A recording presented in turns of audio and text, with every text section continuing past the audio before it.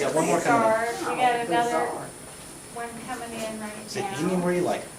Miss Linda. Yes, please come over, Pruski. How do you say this your last way name? and join us. Pruski. Yeah, Pruski. Okay. Please, come this way. and She's join us. a respected educational development specialist with Dr. Lichtenstein's Teacher Enrichment Initiatives here at UTHSCSA.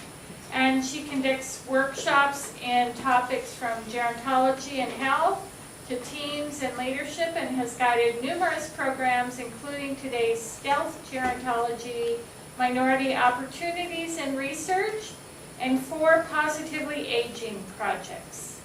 Linda was an award-winning middle school science teacher for 20 years and has co-authored a teacher's handbook and numerous articles published in peer-reviewed education and science journals. She received her bachelor's degree from Abilene Christian University and her master's from UTHSCSA. She's active in women's and music ministries, fights for adoption rights, graffiti abatement, and enjoys travel puzzles, reading, woodworking, bowling, hiking. Welcome. I always wonder about introductions because my grandmother is playing in the back of my head saying, and so what did you do today? And so today we're here to just chat. I wanted to share the project that I've been involved with for almost 20 years now, over 20 years here at the Health Science Center with Dr. Lichtenstein and Arlen Richardson. And so I don't want to jump too far ahead of myself.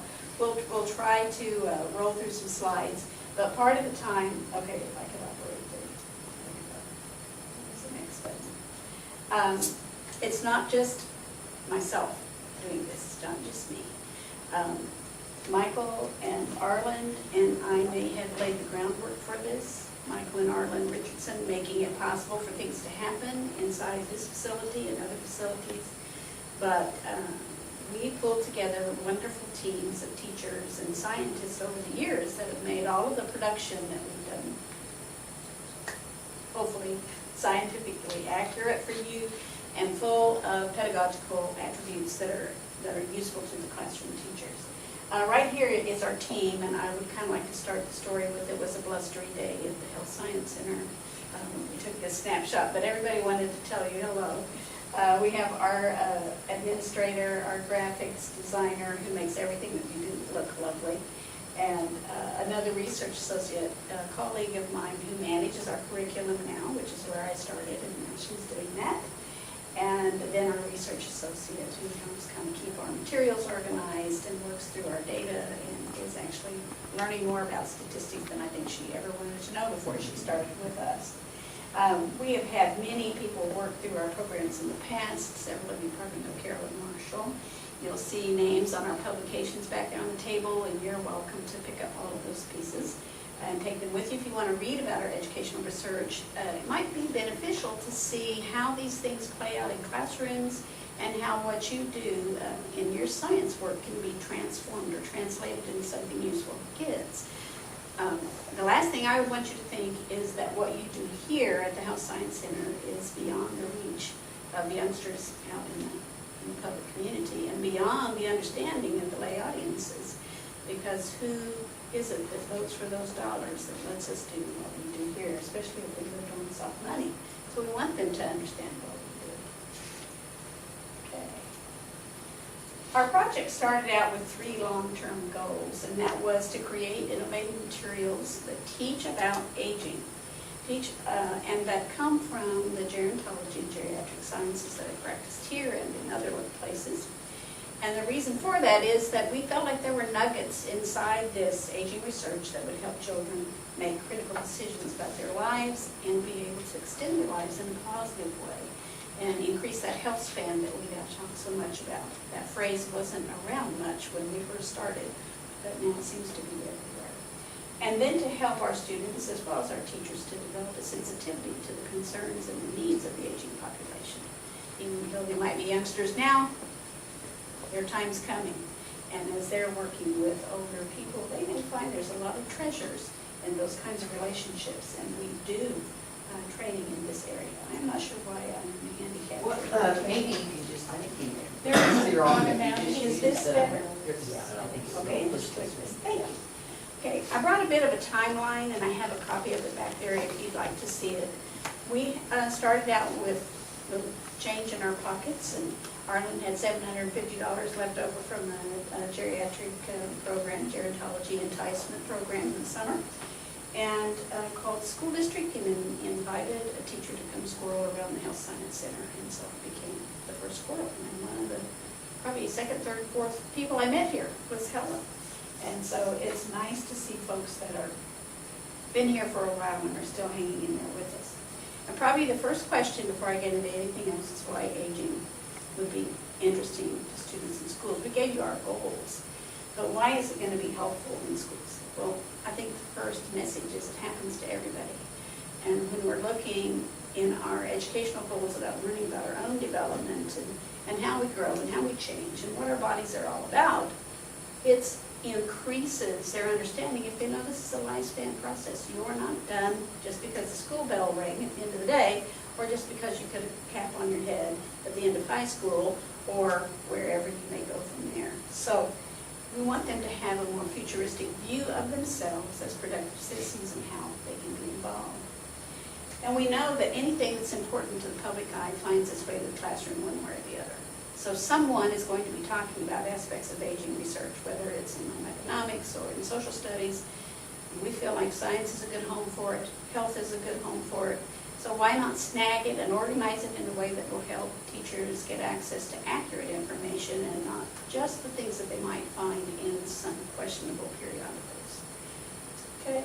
And there's lots of other reasons that we can talk about, but I want to move on with sort of our plan. What we did was pulled our UTHSCSA researchers and classroom teachers together into a little pool, just add a little sugar stirred, and we began building our programs to create materials, evaluate these materials and programs, and then disseminate these more widely than just what we were doing here in San Antonio.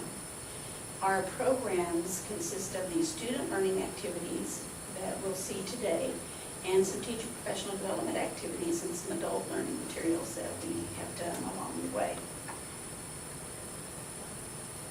So for today, our objectives are for us to look at a way that we can be a venue for you to get your geriatric and gerontology research out into the public world, and to look for ways in which this aligns with what we teach in schools and aligns with educational standards, and it doesn't take a giant leap to get it there.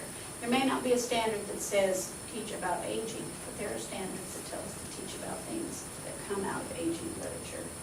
And then to review a little bit of our project's research if there is time. So before I go any further, I wanted to ask you a question about this concept of plain language. What does that mean to you when we say we want to speak in plain language? Layman's terms. In layman's terms, okay. 6th grade or lower. 6th grade or lower. Right? And how do you process that when you get ready to explain what you do? What mechanisms do you go through to change your higher order knowledge into something at a 6th grade level?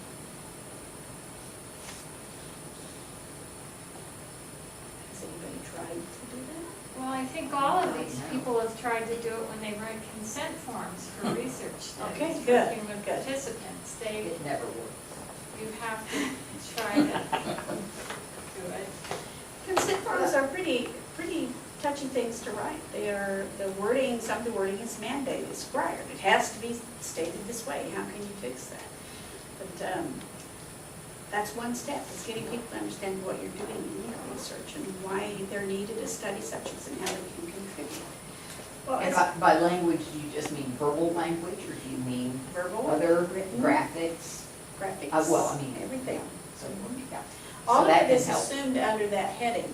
And actually, as I began to look at this idea of plain language, which is what we've been doing since we started, but the phraseology really wasn't there. We would always tell people, well, we got the scientists to speak English. That was what we would tell the teachers. And they would say, thank you so much for speaking English to us.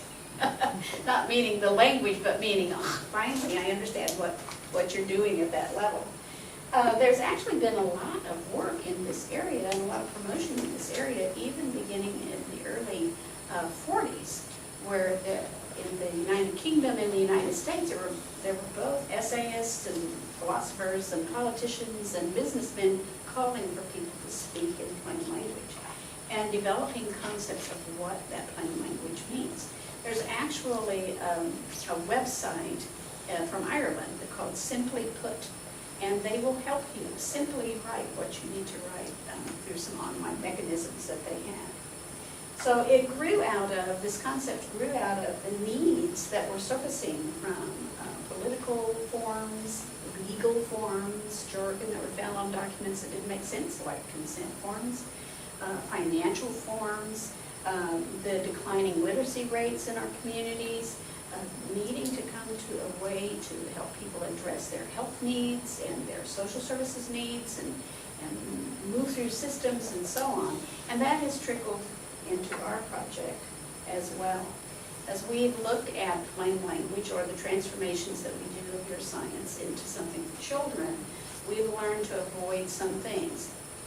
Now, we don't throw the technical language out. We don't get rid of it. We help children comprehend the parts of these words.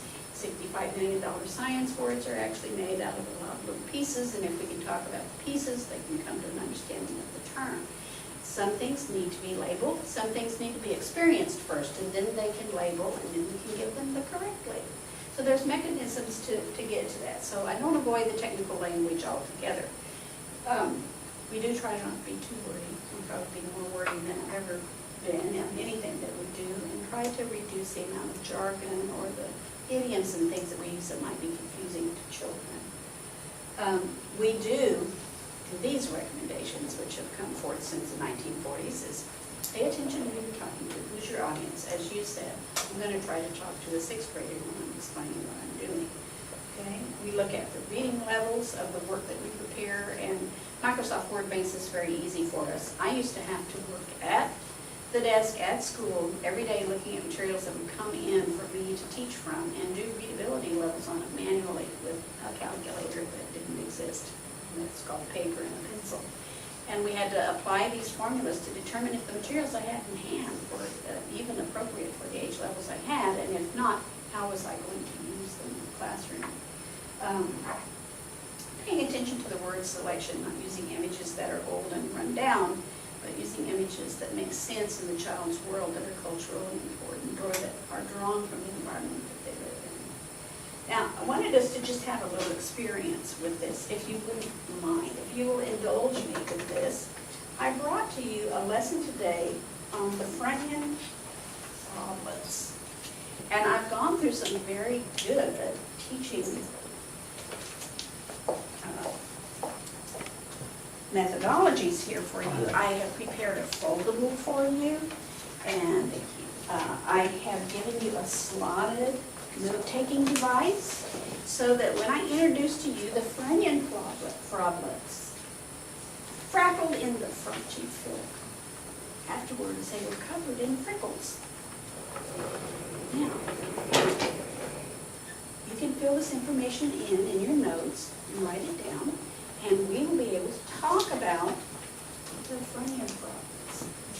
Okay, what did the Freudian problems do? Frackled. They frackled.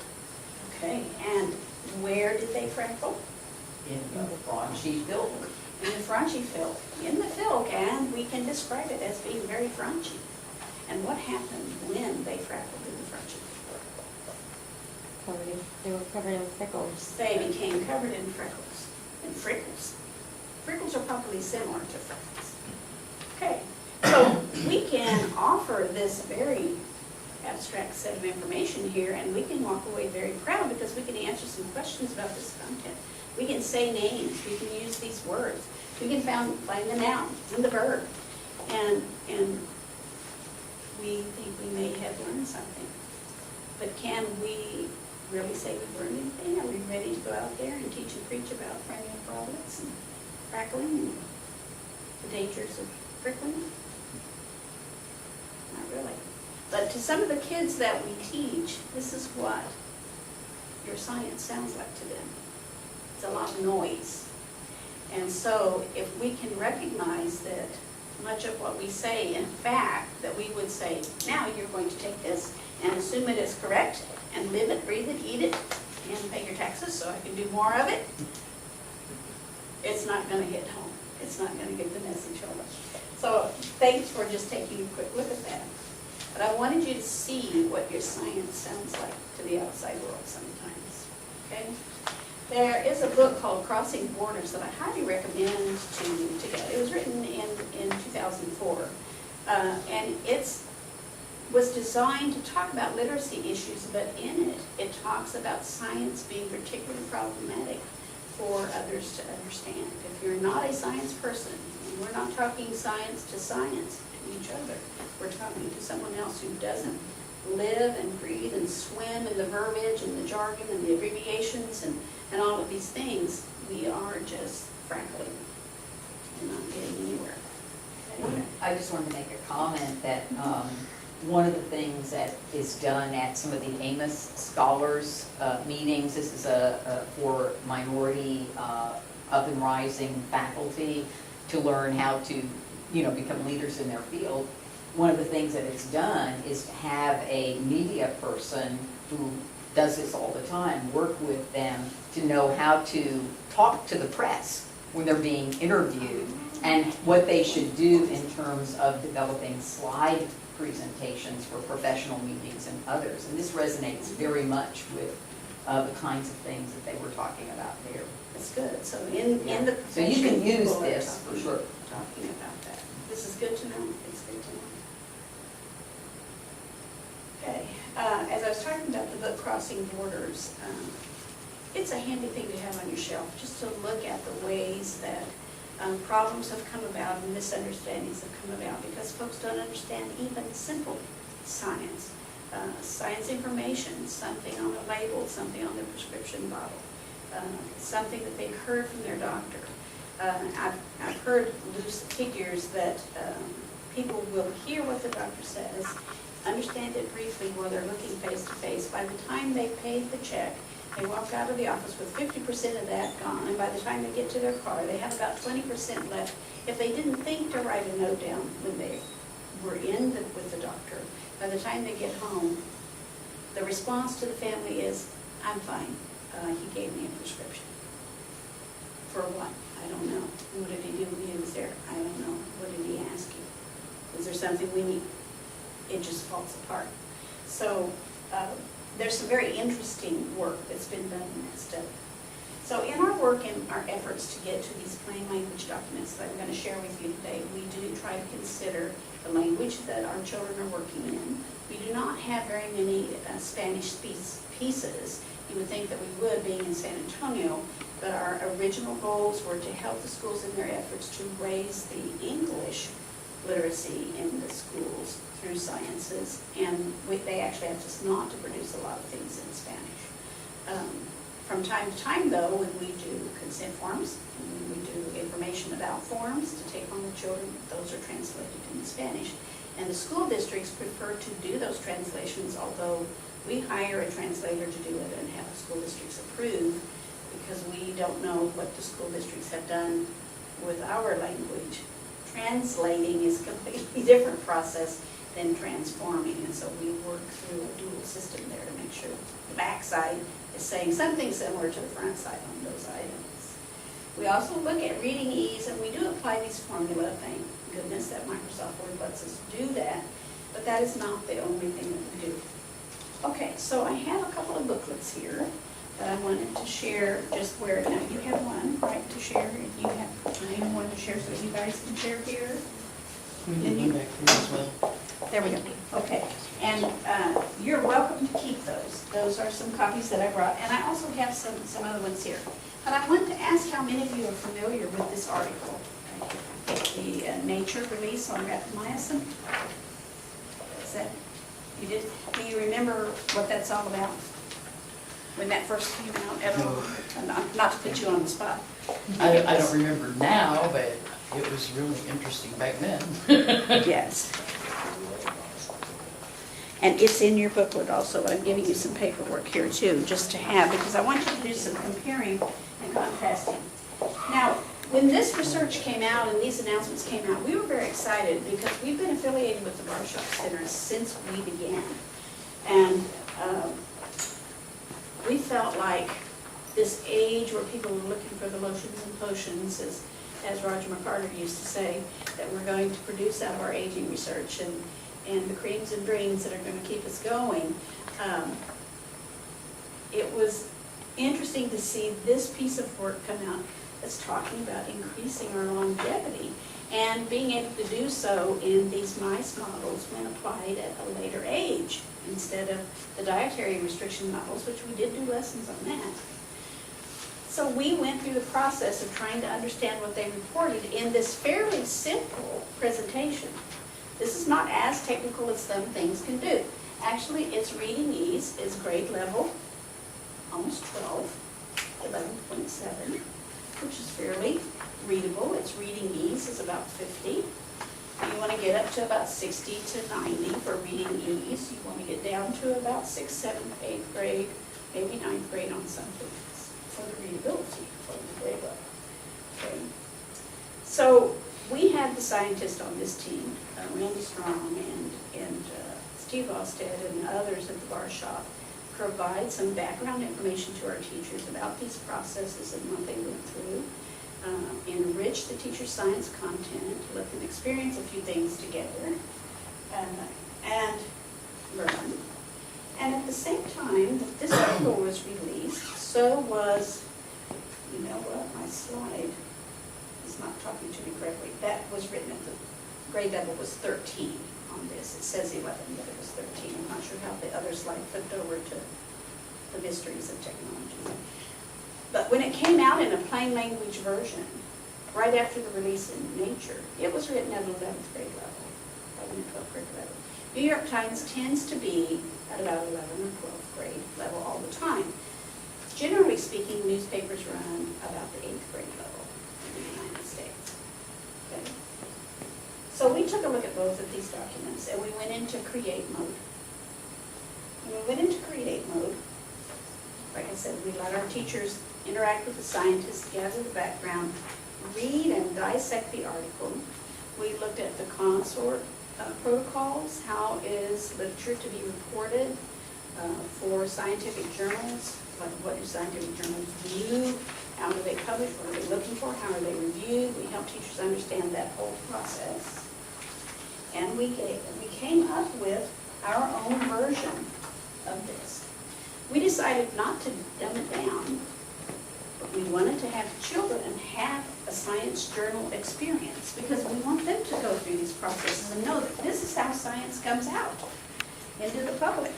Oops, sorry, that one is fine.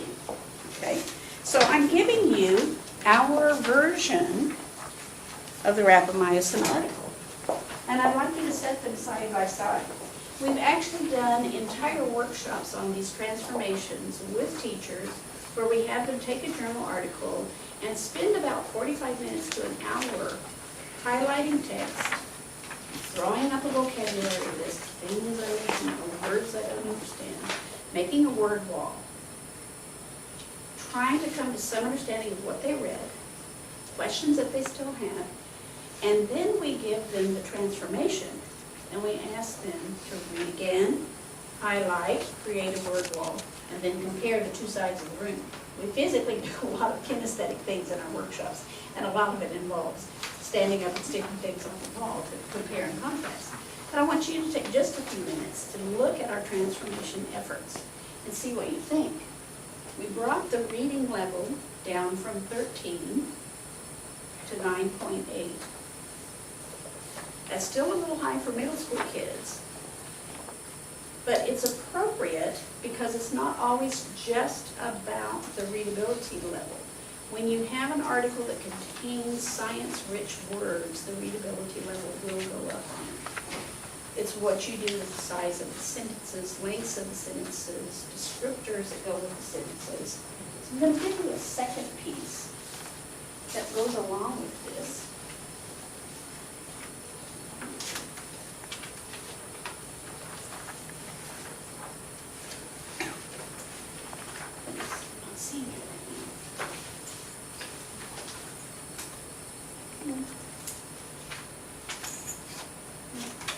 I don't want to waste time looking. I know it's in here, it's right on the top. Isn't that always the way? Okay. The second piece that goes with this is our effort to enhance the transformation with a different type of transformation. This one has pop-ups, if you would. If this were electronic, you know, this would be the things that would blip up on the screen to tell you about the actors' lives or tell you about the setting that it was in. You look at old movies and things. This one is the same article, transformed again with these pop-ups or these support pieces on the side. Its readability level is about 6th grade. Yes. So for that, when you pull the three together, you can see the level of experiences that you can use in your classroom. Now, we have some very bright children in our classroom who could pick up a university piece, read it, and would basically have some vocabulary issues. I need to know about this process, this assay, this science term. But I understand the flow of the language, I understand what they're trying to say. And we have some children who, even with this 6th grade piece, would still be struggling, but would find it easier to comprehend. The bottom line is, when it's all said and done, everyone's going to have an idea of what happened to the mice, how they were organized into groups, how the data was handled, how the mice were fed, who the researchers were, and what kind of biases they brought to the studies, and how their study was organized, and how they talked about it. So no matter which reading level we're dealing with in the classroom, whether adults or children, everybody comes home with the same general messages. So we started our own children's science journal, and we started our own children's newspaper. So I'm going to give you the newspaper article. Still the same article, but just another way to take a look at it. This one written, what we hope is like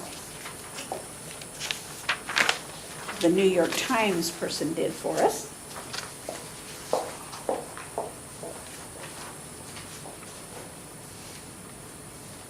And it's at the 8th grade level, 7.9 in readability, so it's a very sophisticated newspaper article. And then we take the step to ask the kids to compare this literature.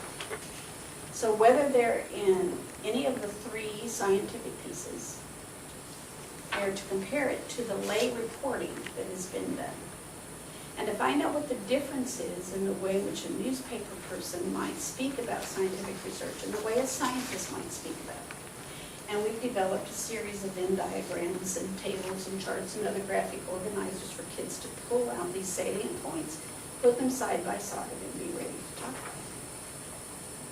So they can actually dissect the research and meet a number of educational standards in doing so, not just in science, but in health and in language arts and social studies and others of their classrooms. So it's not just a science project at this time. There's not been any lab done. We haven't had an activity yet. Right now we're just looking at literature, looking at technical literature. So they find a way to organize their plain facts. Okay? Then we move children into learning activities related to the science. So we have, out of our 360 some odd lessons, we have technical lessons like this, we have games, we have role plays, we have simulations, we have all kinds of things. For this one, we did a survival game. It's a very simple game. Another rule in our project is that you should be able to teach your kids everything in a unit and not spend more than about $5 or $6 on your whole unit. With rare exception, do teachers have to spend any more than that? And oftentimes they don't have to spend anything because it's stuff that their campuses already have, like colored paper and scissors and glue and tape and things like that. So this one is a series of cards where they learn about survival curves. When we first started teaching about survival curves, Roger McCarter was here, and he wrote our first lessons about survival curves. And it was a very complex topic for us to understand. Now, the more that we've dealt with it, the more we are beginning to understand it as teachers. But when we came to this level and created the game, it became very, very clear. And I wonder if you might tolerate just a little bit of movement with me so you can see how this works. You see on one wall it says deaths, and on one wall it says survivor, right? Okay? I have, some decade cards here that I'm going to pass out to you. Gosh, I'm on Okay. the death side, I don't like that. Well, you don't have to Too late. remain there. 1, 2, 3, 4, 5, 6, 7, 8. Okay, so we're going to put out, I'm going to put out 8 cards here face down. Okay, and I would like each of you to please draw one. Just draw a card, and then go to the side. The card will tell you Is that whether 8 you or made 7? it. That's 7. Did I count to 8 in my head and lay down 7? Okay. Yes, okay, I just want to be sure. Some of my hidden learning disabilities are emerging today, I'm not Are sure. you gonna draw anything Yeah, she is. else? Without spilling. Okay, now, draw your card. Those who draw first are in the death column. Now, Okay. this is survival up to the age I of got 20. Survival up to the age of 20. Okay? Now, if you got survived, if you have a smiley face on your card, would you please just stand or roll over to this side of the room? And if you got the little, did you draw that card? Am I by myself? Okay, all right. Yeah. Oh All dear. right, so what was our survival rate here? We had 8 people, Mhm. and we had 1 who didn't make it through her 20s, through those 2 30s. 20 sounds better.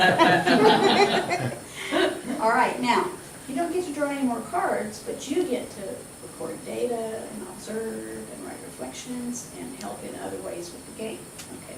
Now, I'm not saying you have to do that now, but if we were with a bunch of kids, that's the way it would roll, okay? Now, you're gonna hang on to your cards, but only you guys can draw now. So I'm gonna lay down 7 cards. This is gonna be our next 20 years on our survival curve, okay?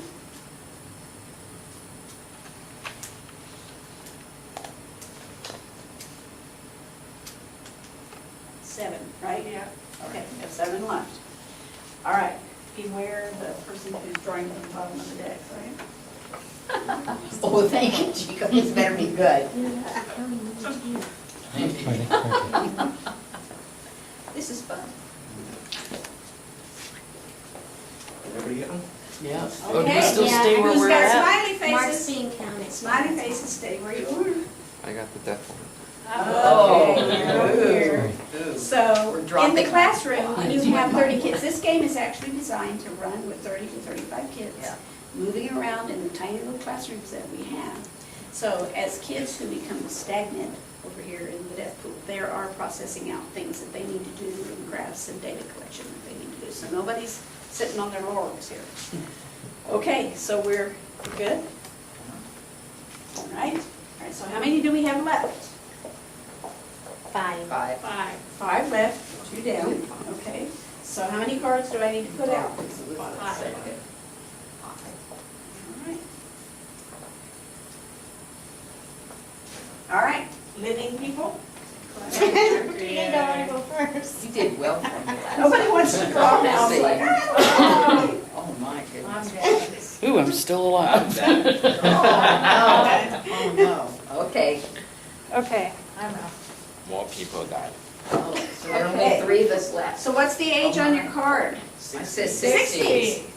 60. 60s? 60. Yeah. So we 58. started with 8. We ended up with I'm 3. 58. So we've had a 60, rapid you're loss. That's a outside. real huge drop. Now, you can play this game back and forth and back and forth, and the teachers can control the outcomes because they're controlling the dealing, right? Yeah. So they can set the stage for how great the drop-off rate is going to be by decade. They can use it to talk about decades. They can set this in time. If you were living with the saber-toothed tigers, this is what the survival curve would look like. Well, how many would be on this wall if you were in caveman times? Unless you're on the paleo diet, of course. It would be reversed, right? Yeah. Okay. All right, so here we go again. We have 3 left, She goes my and we're magic. moving up into our 80s. He's bringing you to our site now, ma'am.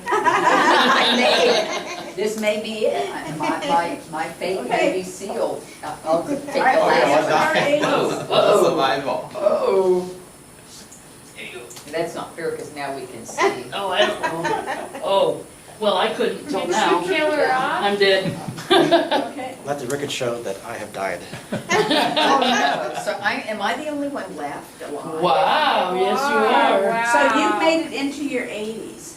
So now I have Both of my one parents lived card into their left. 90s. Now, I have to tell you, the way these cards go to get to become a centenarian, there are many that get to be centenarians in the game, okay?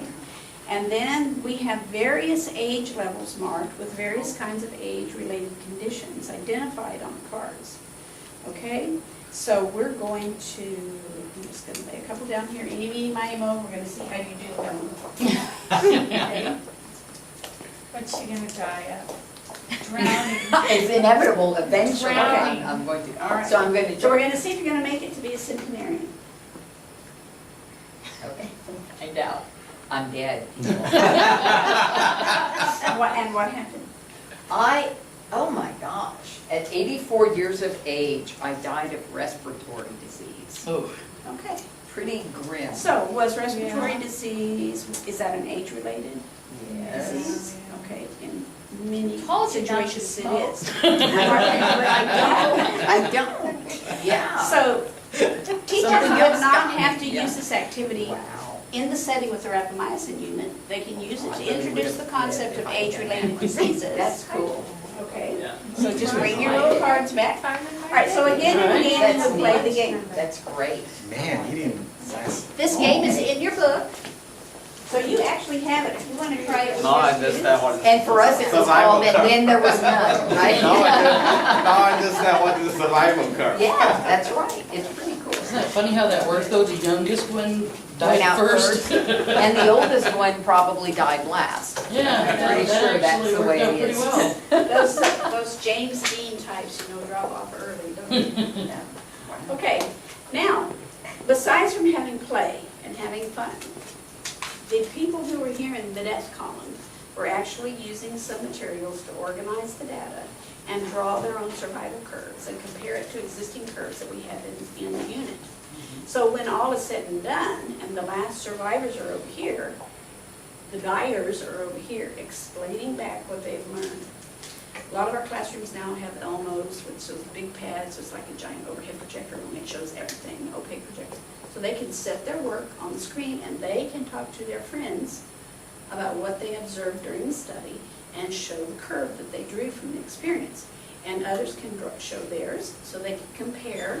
How were the graphs done? How did you label it? What did you do with the axes? How are you interpreting this? How are you talking about it? Did somebody do grades and proportions? How was it processed out with each of the groups of kids that were remaining? So you can see there's some upfront work for the teacher and leader to do. But once the kids come to class, who's doing all the work? The kids are doing it. Who's doing all the teaching? The kids are teaching it. Who is helping to corral everything? You're just facilitating the information and corralling it and getting kids to talk about a very abstract concept of survival curves. Okay, now another thing that we do is we go back through these literatures and others and have the students generate their own graphing and data exercises from the research. So they'll take their transformed pieces and they'll work through some graphing exercises where they learn how to organize materials like a scientist does for publication and then share with their peers. So this is a way to work through all of the materials and get kids buy-in into what it's doing and get kids to develop their take-home messages and pick up those health concepts that will come out depending on what cards they draw. And then we add in that lovely personal touch. And we do it two ways in this activity. One way we do it is by introducing this idea of animal models in research. We know this is a hot topic. We know that there are crazies out there who want to just, shoot everybody and free the mice and don't really understand the contributions, the value of animal models when they're used, and that is used less so than any other kind of model, but it seems to be the one that gets the most attention.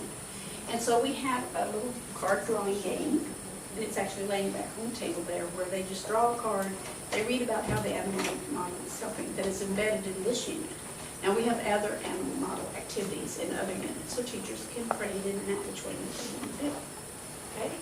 Another way that we personalize this activity is have kids think about me elderly. What happened when you were standing up here? You were looking like survive, yeah, 60, yeah, 80, yeah, don't make it to 100, whoopsie, you know.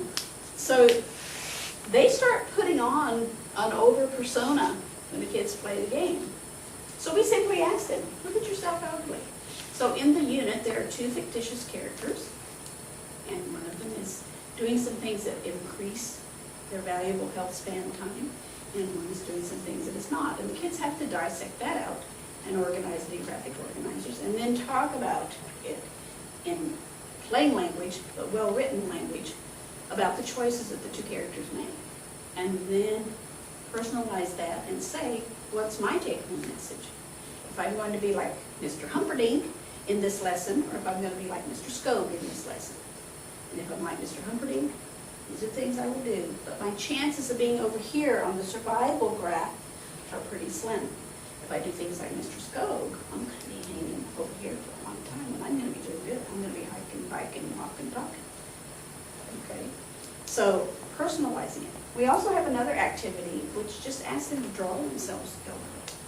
We did a little study on this activity and found, of course, that they see themselves as being more vital and valuable and rich and famous and other kinds of things as they get older than the other people who are really old now, like 40 or 50, the really old people. And it's very interesting to do a study of sentence completion along the same lines. So we'll get to that. Let me ask you a question, Linda. Do you do anything that's not group instruction or group activities that an individual could do just by themselves? Absolutely. Absolutely. If the classroom is just always doing the large group things, you know, you don't have that chance to tap into the individual needs of the child. So it's a balance that the teachers will play. And so we offer multiple ways to get at the same thing. If we have a group activity, we also have a way for it to be done in pair share or individually, depending on the needs of the students in your classroom, so that a simple modification of a group activity becomes an individual activity. Well, I tell you As well what, as individual things like drawing their own picture and talking about where I'm going with this is, if we keep in mind the very huge prevalence of low literacy and low health literacy, and the problems that geriatricians and other physicians or dentists face in terms of communicating risk or positive health behaviors to their patients, I wonder about actually taking some of this transformative work and applying it to, older people, patients, or Right. geriatric patients, or what have you, as a learning aid that would make life easier for the physicians or other members of the provider. I think we probably have a team and- lot of things that would do that, Helen, with just a little tweaking. We don't want to put little mouses and puppies and cutesy ears on maybe an adult piece, but something like that might be appealing, maybe something Depending else. on the age. But oftentimes, the language that's in the younger child's piece is very appropriate. And we use a lot of juvenile literature in our work. And you use as well. graphs and multimedia approaches with them. We actually there's a did lot of an potential entire there. transformation on some of the mobility work that's been done, the long corridor walk and stability and those kind of things. And that one has a very nice personal log for the children to keep. So after they have talked about characters or people that they know and have drawn their conclusions about what is healthy and what is not healthy, then they begin their own journal and put their own challenges in their journal.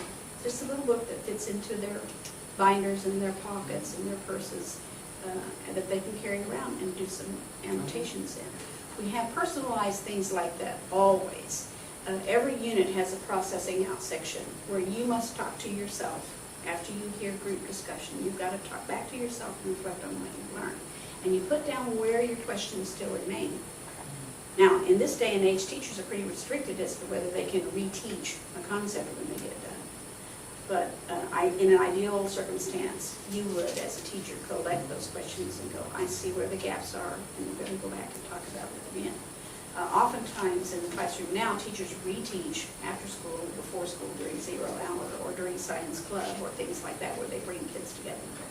Remember when we did this in class? Let's get back to your questions that you had. When I taught in the classroom, I was a little bit of a risk taker and also just la la la la, whatever you're saying, I'm not hearing, because I want to do what I want to do with my kids, because I know how to reach and teach them. And so I would take time to do those kinds of things, while still moving the other kids forward, because why leave them behind? Why let them drag over here in an area that they don't comprehend when the rest of your school year relies on this? So oftentimes, though, now in our current environment, teachers don't get to do that. Now, another thing I wanted to share was, you can see our plain language efforts really have established some academic language for kids. And the academic language is important. This is what's going to move them forward in life and help them to become better employees and move through the hurdles of post-high school, even finishing high school in some cases, especially in Texas, into collegiate work and into the workforce and so on, is they need to master some academic language. And so where they are is called life language. So their life world language is transformed into academic languages. And this is one thing that we hear from our teachers all the time, and from the students all the time. And I know this is qualitative, but teachers will come back to us in our sessions and they'll say, the kids, they're coming in, the parents are coming in and go, what did you do to my kid? The conversation at the dinner table has changed. Now, first off, we're talking about at the dinner table, not through the drive-thru. So we're saying that kids are taking some kind of advantage of collective family time to talk about what they did at school.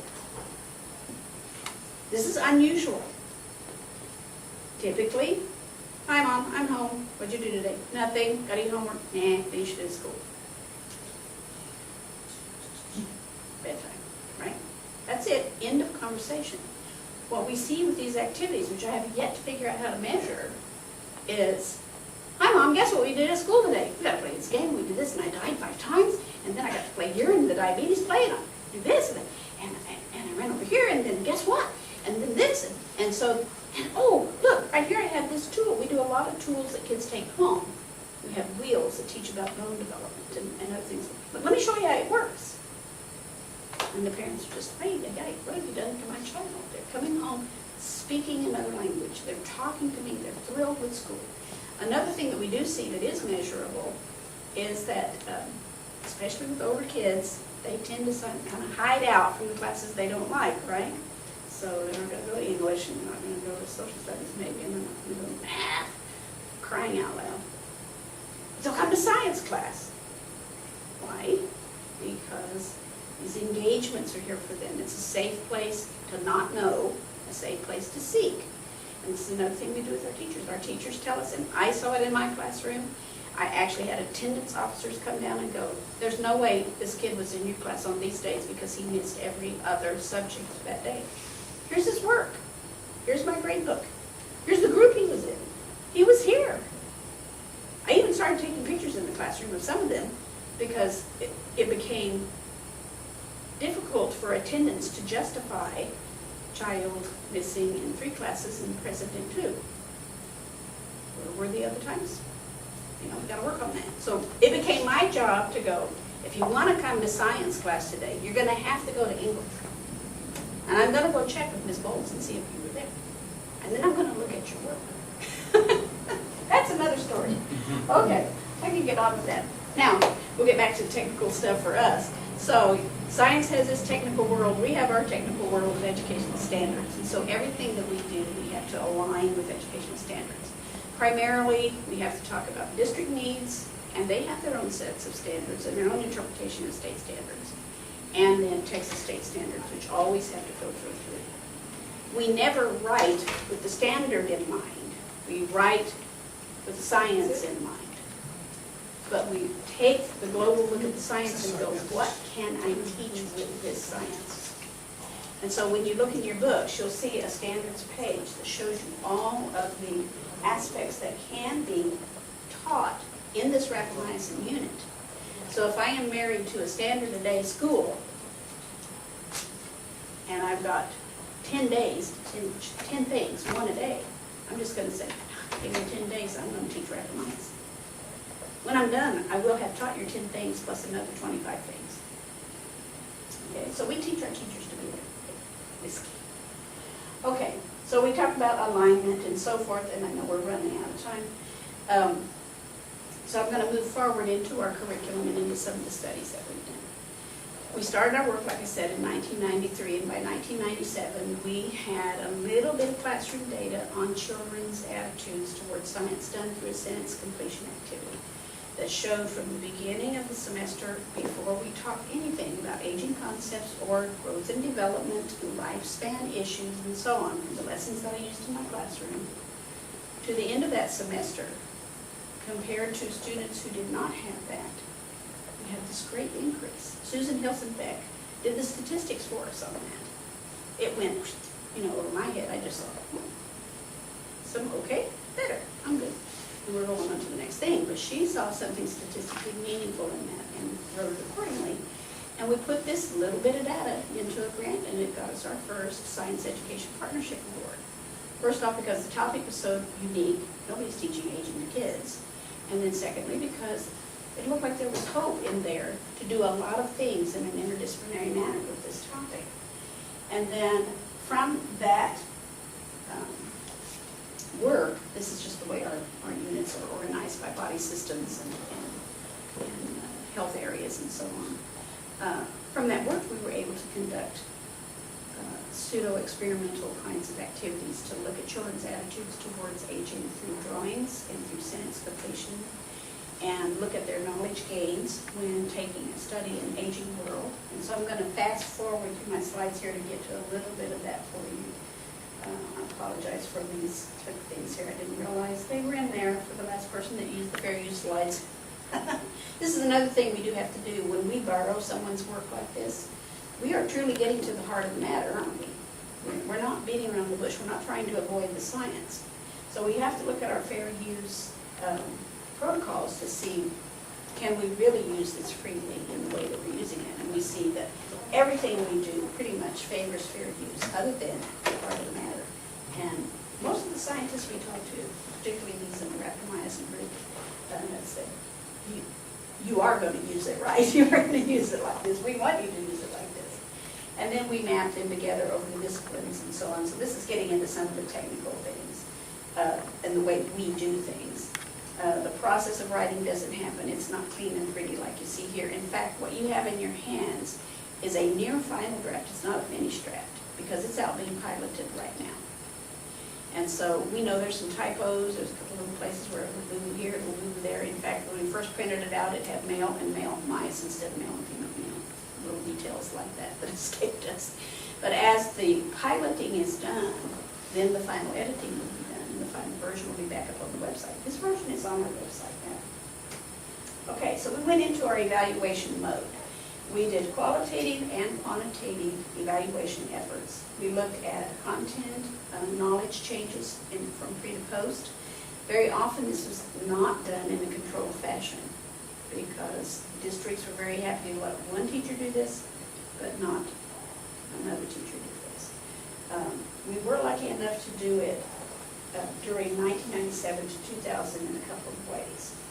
We did drawings with elders. We did sentence completion and pre and post tests. Here's a child's picture of an elder. Some data about the schools. We had a control and intervention school. The way that this worked out was we ended up with 4 schools out of Northside School District who went into a pool to be randomized as control or intervention. It basically came out to be not even a randomization when it was all said and done, so we had to drop random from the dialogue. It was basically the principal at NEF said, I really want to pilot your materials, but I can't do it for 2 years because I'm running 2 other programs. So can I have it in 2 years? I'll be your control group if you let me do that. And the other principal at Stinson said, we're a brand new school. I have no programs that I'm running. Can I have your program to get started? So we were very fortunate to have something that we could compare, but it wasn't the ideal situation of being able to randomize, but it was the reality that we lived with. One school the students were more Hispanic, low income. The other school had fewer Hispanic students and a higher income, but it seemed not to make a difference in the ultimate outcomes. Because in our intervention school, we had a piloted unit called the Aging World, which paralleled what the district was using to teach about world populations. We used the population pyramid graphs. We put in all of the aging activities, getting to know the elders, doing timelines together, doing some of the game playing, some of the interviewing and things in their social studies classes as well. And this social studies teacher, not a science teacher, pulled the unit together into a 4 to 6 week module. And instead of doing the module the school district did. And so we got another little piece of data that gave us hope to move forward. Don't have the stats on here for you, but we can say that the activity that taught us about the aging world and population changes over time that the district was providing sort of flatlined. And the materials that we provided increased students' knowledge, and not just in the topic, but they got to use spreadsheets to learn how to organize information around the criteria for developed and developing nations. Okay. And then we did our healthy NIA drawings. Students were asked to draw the typical older person. It's at the National Institutes of Aging. We do not know what that typical older person looks like. Would you please tell us? How old are they? What do they do? What do they think? And so we got thousands of drawings over time. And we got very positive things. My Nana's running with her dog in the woods, having a good time. She's 87. Ta-da. To my Nana's very sweet. She stays at home. It's not really a positive or a negative. It's just there. She has a bun in her hair and she sits in a chair. You know, there's not an affecting piece to that. So we learned to code positive and negative and neutral. And this one we call a negative drawing because of the way the child spoke about it and because of the way they characterized the person. She's fat, she has a cane, she was in a nursing home, she can't do anything for herself. Now, it doesn't mean that none of these are true depictions of older people, right? We're not putting down the fact that this is what children see and know, but we're looking at their views about them. Because we had some very positive drawings of people in nursing homes because of the affect that was added to those characters. When all was said and done, we did end up with some paired drawings to do our testing against. And we ended up with 782 drawings that we were able to compare from beginning to end. And at baseline, we had fewer positive drawings, a lot of neutral drawings, and some negative drawings. At the end of our study, we had more positive drawings. We had a positive shift. We didn't have a tremendous increase in positive drawings, but we had a tremendous lessening of negative drawings. Does that make sense? We shifted from negative to neutral and from neutral to positive. Okay. I wanted to show you some of the key characteristics at baseline for these elders. We were surprised at the median age level on these. We did have to kick some outliers out because we did have kids who put exponential numbers for old age. How old is this person? 1,005,049 billion years old. You know, it just went on to the 10th power. And then, you know, some who said this older person is 3. You know, we didn't know if that was, they meant 30 or what. So the outliers, when we kicked those out, we ended up with a median age of 71 to 80. I thought that was pretty insightful for kids then. Most of them were males. Most of the old people were males. The physical characteristics we saw the most were wrinkles and no hair and having gray hair. And then the different moods we saw, primarily they talked about being grumpy, cranky, mean. That became one coding session. And smiling, which didn't necessarily mean they were happy. We couldn't interpret smiling meaning happy, and we couldn't interpret happy meaning that they smiled. So we went through a pretty rigorous protocol of the way in which we evaluated these. And then we looked at the health conditions that they reported because we thought we were going to get some teaching moments on health conditions. But really less than 21%, less than 22% of them even spoke about health conditions, less than 10%. And only 27% just spoke vaguely about them being weak or frail. So there's definitely learning opportunities, but not specific targets that came out of this study. And then what we saw in terms of recreational activities, walking, socializing with others, and cooking. And then only, which really surprised me, only 22% of the drawings were of grandparents. Especially in the schools where we took these drawings, there was a high grandparent population, there were some living in multi-generational homes, more so in the control school than in the intervention school. And a good number of the children, which numbers I don't remember because we didn't collect that in a reported way, but when we asked teachers to collect the information, children reported seeing their grandparents on a regular basis, personally, and then those who didn't, by phone. Okay. And then some physical activity, there were 33% of them that didn't report any physical activity other than sitting. And if there was any strenuous activity like running or jogging, like our first positive picture showed, it was about 10%. Okay. In the slides, which you're welcome to have, I'll be happy to send them to you. If you want to study all of the statistical stuff, you're welcome to it. But I kind of like to go to the quick graphs that go good, better, bad, really better. And so on this chart, we can see that in the intervention school, that we had an increase in the positive use of images towards aging. We're running out of time. Oh, we are. A couple minutes left. Okay, so, yes, we are, we're running out of time. And then we had a decrease in the negative drawings, and at our control school, again, it was sort of just kind of crisscrossed and not as strong. Okay, now, so the way that we can conclude from our study work up to this point is that we moved middle school students' attitudes towards a more positive view of elders. The drawings we lack repeatability, we did study that. What they drew one time was not what they drew the second time. Not in terms of repeatability. I don't mean from beginning of projects to end of projects. And that we were able to train ourselves how to rate these things so that it was very concise. We continued our study looking further at stereotypes and whether these images were fixed. And we published that to find out that the images are very fluid. They're not necessarily fixed, and they are influenced by what's happening in children's lives and what the characteristics were. So there's little evidence of our drawings showing a stereotype. That these categories of positive, neutral, and negative are not something that children speak about. It's something that we imposed on them. And that the coefficients were low between the subcategories that we saw in that study. Where's that reading? Okay, and then we did sentence completion activities that revealed similar things, but in this one, when I am old, the depictions of elder was much more robust than when they responded to these others activities here. Okay, and then we did do, I'm going to there should be one here that shows another. The last one I want to get to is our dissemination efforts. We disseminate through workshopping, summer intensives, collaborations, conferences, and through a teacher academy that we've developed. And we disseminate through our website. And we did a controlled study of website use. And that was a nightmare to do, but we did it. And this was under another grant where we spent 3 years developing. The website had been developed, but we locked it so that to get onto it and use it, we had to track you and track what you used.